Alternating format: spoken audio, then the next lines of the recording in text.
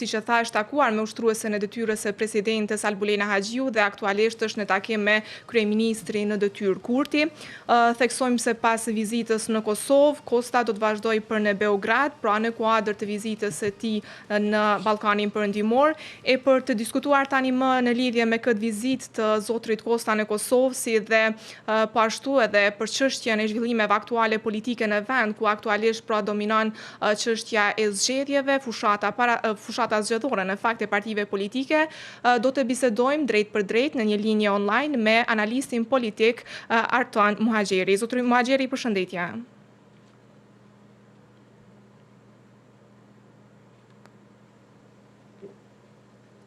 Po dëgjohemi, zotri Muhaxheri? Përshëndetje. Përshëndetje. Pra, e kemi zotrin Kosta tani më në Kosovë, pas vizitës në Bosnjë dhe Hercegovinë, dhe më pas do të vazhdojë edhe në Beograd. Si e shihni këtë vizitë në Kosovë të zotrit Kosta? Çfarë tregon dhe çfarë prisni të jetë mesazhi i tij?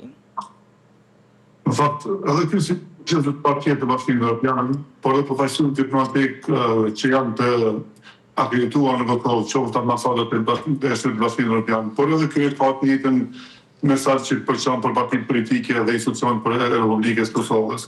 Natyrisht, kjo vizitë, përveç që është bërë në Bosnjë, sot bëhet në Kosovë dhe prej këtu në Serbi dhe në Beograd, mund të kenë lidhje njëra me tjetrën, por sidomos lidhje më të veçantë do të kenë marrëdhënie tona me Serbinë. Pra, vizita në Kosovë që është bërë sot nga zyrtari i Bashkimit Evropian, edhe që do shkojnë në Serbi, prej këtu, natyrisht kjo ka një domethënie natyrisht për zhvillimin e përjetshëm të negociatave, në normalizimin e marrëdhënieve mes Kosovës dhe Serbisë. Sigurisht do të përçon mesazhe për krijimin e sa më shpejt të institucioneve pas zgjedhjeve të 7 qershorit, sepse natyrisht Bashkimi Evropian kohë pas kohe ka dhënë mesazhe që Kosovës i duhen institucionet dhe vetëm shtet që humbë në mungesë institucioneve është Kosova dhe jo dikush tjetër. Prandaj unë shoh në këtë formë edhe këto vizita të zyrtarëve të Bashkimit Evropian, ashtu siç e shoh në të njëjtën formë edhe reagimet e ambasadorëve të shteteve të Kuvendit që kemi në Kosovë. Është thënë që në fokus të diskutimeve të jetë edhe integrimi evropian. Sa larg është Kosova drejt rrugës integruese në Bashkimin Evropian?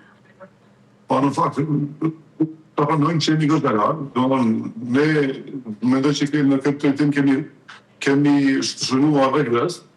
Dhe fakti që ti shtet deri dje i sankcionuar nga Bashkimi Evropian, kjo të lëmë në kuptu që ti nuk je në rrugën e duhur për integrimin në drejt Bashkimit Evropian.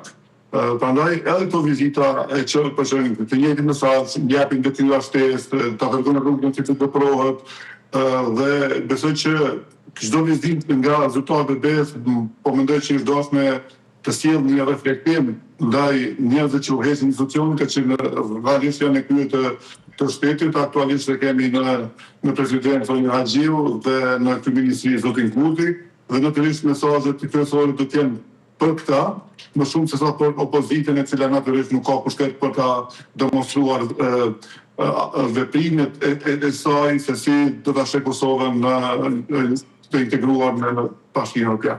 Zotri Muhaxheri, sa e pengoj në fakt zgjedhjet e shpeshta në Kosovë, rrugën integruese të saj drejt BE-s? Kjo situatë politike, po ballafaqohemi vazhdimisht nga viti në vet, e pengojnë të njëjtat zhvillime këtë rrugë të Kosovës drejt BE-s? Vetë fakti që Bashkimi Evropian po reagon në vazhdimsi, që Kosovës i duan krijimi institucioneve sa më shpejt, dhe mos ketë kriza politike, ajo është një mesazh i qartë nga ata që po na vjen që Kosova duhet ta bllokojë vetveten, se realisht ne aktualisht nuk kemi bllokat nga askush, ne kemi bllokuar vetveten me sfidët tona. Dhe sfidoj këto kriza të një pasnjëshme, dhe ne po themi që 16 muaj kemi që ne jemi futur në krizë dhe nuk po gjejmë rrugdalje nga kjo situatë, me zgjedhje pas zgjedhje, madje unë dyshoj që këto zgjedhje do të na ndihmojnë të tejkalojmë këtë situatë, për faktin se sot në këtë vend kemi një kryeministër i cili nuk e njeh dialogun ndërpartijak, nuk e njeh kompromisin, dhe natyrisht jemi këtu për faktin që ai i ka këto sjellje, dhe të gjitha këto kanë më dhënë shenja pothuajse ndoshta të pariparueshme në integrimet tona të drejt Bashkimit Evropian, të paktën derisa natyrisht qëndron në krye të vendit zoti Kurti dhe presidenti tash në deri në fetor është edhe zonja Haxhiu. Pra nuk shoh në një lidhje pozitive në drejtim të integrimeve derisa këta zyrtar aktualisht e drejtojnë shtetin. Madje kujtoj që sot kemi deklarat nga ish ambasadori amerikan që thotë që Kosova është goditur rënd seriozisht në marrëdhëniet me Shtetet Bashkuara të Amerikës. Dhe unë ende nuk e kuptoj se këta njerëz që udhëheqin vendin, çka po shohin që s'po shohin na. Domethënë çysh po e shohin Kosovën ata që ne nuk po e shohim. Pra unë shumë kam dëshirë ta shoh Kosovën sikur ata që e shohin dhe po thënë që jemi mirë.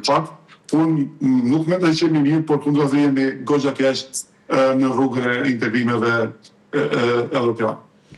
Mund të ketë ndonjë formë presioni nga zotri Kosta ndaj liderëve në detyrë shtetëror të Kosovës, sa i përket dialogut Kosovë-Serbi, e dim që është një nga çështjet kyçe në rrugën drejt Bashkimit Evropian, madje nëse mund të themi ka qenë disa herë edhe i theksuar sikur normalizimi i marrëdhënieve ndërmjet Kosovës dhe Serbisë për t'u afruar drejt antarësimit. Pra mund të ketë presion gjatë këtyre takimeve, mund të themi ndonjë mesazh në formë presioni ndaj institucioneve të Kosovës? Këto janë presione pozitive. Ajo që po shohim ne janë presione të buta e të cilat quhen presione pozitive.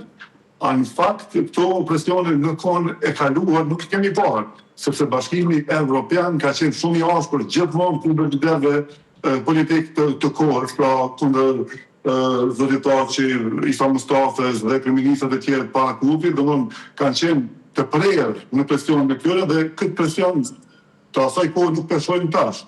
Pse po ndodh kjo, nuk kam ndonjë shpjegim të veçantë, por ajo që mund të them është që ky pushtet nuk po ballafaqohet në presionin që është ballafaquar, që janë ballafaqur pushtete tjera sa i përket marrëdhënieve me Serbinë dhe normalizimit të marrëdhënieve mes Kosovës dhe Serbisë. Kjo më duket goxha e çuditshme, sepse çdo vendim, çdo veprim natyr që është bërë nga institucionet e Kosovës, ambasadat vetëm sa i kanë plajt në qeverinë e Republikës Kosovës.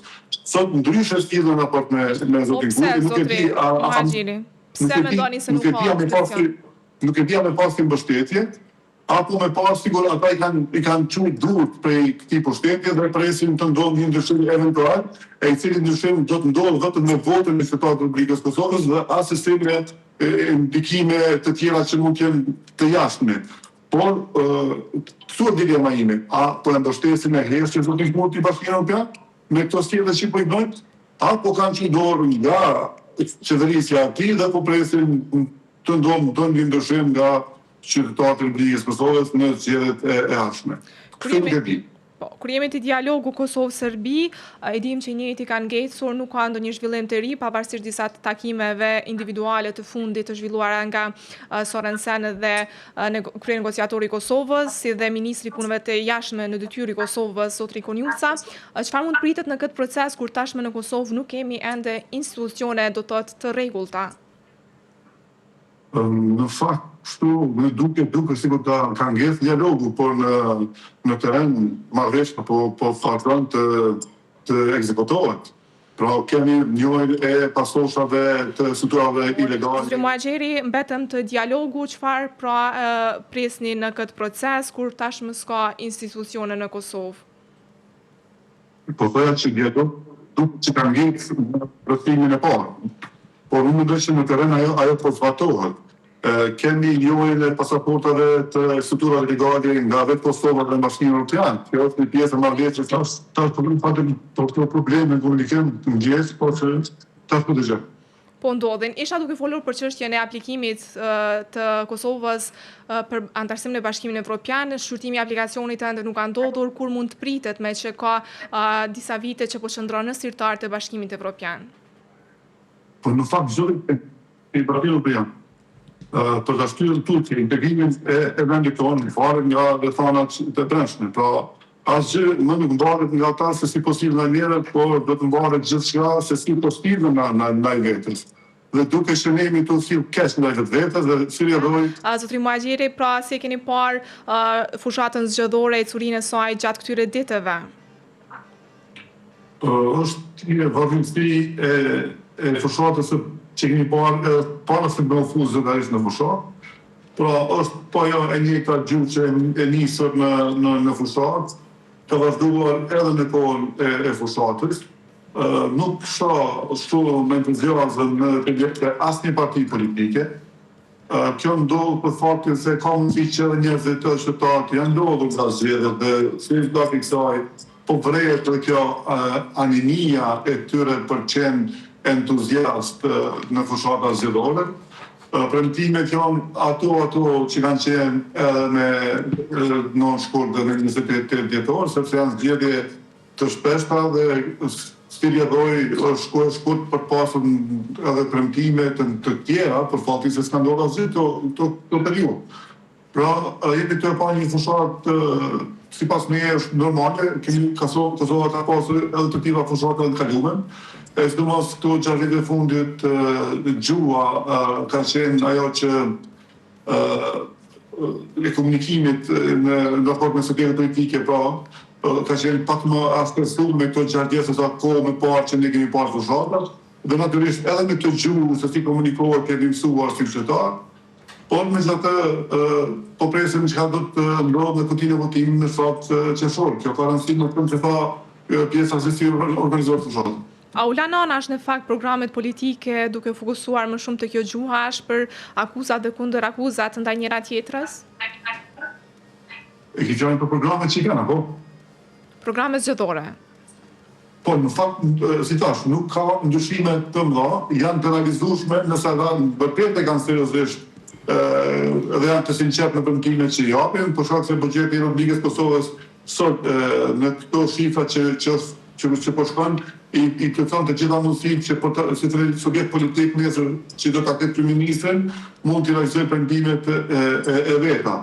Por ajo se sa do të jenë sinqert këta që po premtojnë, pra lider politik ka qytetarëve, ajo është një çështje tjetër, por që ka mundësi për të realizuar premtimet, atë nuk e vend në dyshim. Por pasi duhet të ketë vullnet dhe sinqeritet ndaj qytetarëve të Republikës Kosovës dhe elektoratit që ju japin mbështetje të partive përkatëse. Çfarë mund të pritet në fakt në ditët vijuese deri në ditën e zgjedhjeve, sa i përket fushatës sigurisht? Po do të vazhdoj kjo dinamike fushatës, domethënë nuk shpes me pas shpërthime të jashtëzakonshme. Pushteti do të vazhdoj të përdorë të gjitha asetet që i kanë në dispozicion, pra asetet shtetërore që i kanë në dispozicion për ta maksimizuar votën dhe për të sjellë dobive të vetes, ndryshe që opozita nuk i ka të mundësi dhe që garë është të pabarabartë, sikundër që është një garë totalisht e pandershme, dhe do të kemi edhe këto zgjedhje, unë i konsideroj si zgjedhje të pandershme, për faktin se kemi një qeveri e cila pak para zgjedhjesh ka përdorur buxhetin e Republikës Kosovës duke shpërndarë mjete financiare për kategori të ndryshme dhe natyrisht kjo automatikisht i bën zgjedhje të pandershme. Unë dyshoj që mund të jenë edhe të lira demokratike, sepse liria nuk përkufizohet vetëm me lirin për të ndalë në zgjedhje, por edhe kjo pandërshmëria e përdorur nga qeveria goxha shumë e cënon edhe lirin, por edhe që këto zgjedhje mund të quhen demokratike. Pra kur nuk janë zgjedhje ndershme, atëherë mund të vihet në pikpyetje edhe liria e zgjedhjeve, por edhe sa janë zgjedhje demokratike në këtë rast. Dhe unë dyshoj që do të kemi zgjedhje të ndershme, jo, por edhe të lira demokratike, për faktin se kjo qeveri në një formë ose tjetër ka ndikuar në vullnetin e qytetarëve të Republikës Kosovës. Të paktën ka bërë përpjekje të ndikojë se a do të ketë rezultat apo jo, atë do të shohim në datën 7 qershor. Do doja pak të rikthehemi edhe tek samiti vjetor mes Bashkimit Evropian dhe liderëve të Ballkanit Perëndimor, që është parapartë të mbahet me 5 qershor në Tivat. Çfarë prisni të jetë, do thotë, temat kryesore të këtij samiti? Në fakt, do samitet rëndom mbledhen për të quajtur mesazhe të bashkëpunie dhe veprimeve të shteteve sidomos ato shteteve që nuk janë mirë në zvezdit. Edhe Kosova do të kenë mesazhe të qarta nga ky samit, ashtu siç do të merr edhe Serbia dhe shtetet përreth, dhe natyrisht unë nuk pres që do të bëhet mrekulli nga ky samit, ashtu siç nuk kanë pritur nga asnjë lloj samiti që organizuar në përgjithësi edhe në kalumen, por janë samite të ndodhura rëndom dhe rutinë që unë do të pres që do të ketë një rol të jashtëzakonshëm edhe për situatën tonë, as integruese, por as në zhvillimet e brendshme. Ajo që mund të rezultojë nga ky samit është që të japin mesazhe për qindësitë e mirë mes shteteve që tashmë janë një kohë gjatë në një lloj konflikti, po themi, siç është Kosova dhe Serbia. Prandaj janë samite të rregullta, të rëndomta, paktën për Kosovën pa ndonjë efekt që mund të vihet më pa. Mund të sjellë rezultate konkrete apo vetëm forma deklarative nga ky samit? Prandaj po them, do të thonë në historikisht në samitet përjashtot të paralufte, që kanë pas 5 rol, ato që janë organizuar në kohën e pas luftës, domos pas pavarësisë, Kosovës nuk është që i kanë sjellë shumë rezultat, për pas deklaratave dhe thirrjeve për qetësi, për qindësi të mirë, do të janë diçka që edhe më shumë protokolare duken se sa që kanë ndonjë efekt në terren që mund të ndikojnë në përmirësimin e marrëdhënieve mes shteteve që janë në lloj konflikti si ka më parë Kosova dhe Serbia. Zotëri Muhaxheri, faleminderit shumë për kohën që ndohat me shikuesit tanë.